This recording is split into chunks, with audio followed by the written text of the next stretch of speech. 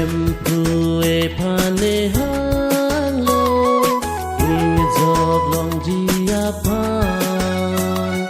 Itum reng verdi Ephan Ehanglo Jisu Ephan Hemphu Ephan Ehanglo Izog long Ephan Itum reng verdi Ephan Ehanglo Jisu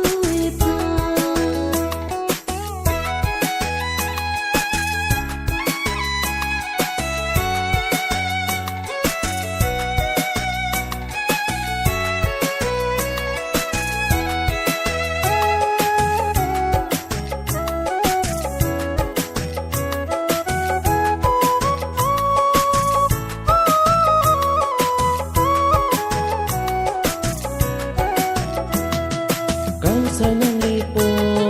nang lidapo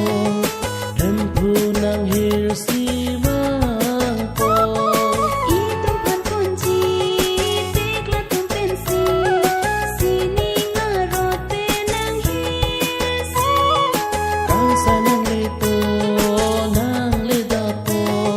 Hemphu nang hirsimang po Itum pan kunci Tikla tum pensi Sini ngarote nang hirsi Hemphu Ephan Ehanglo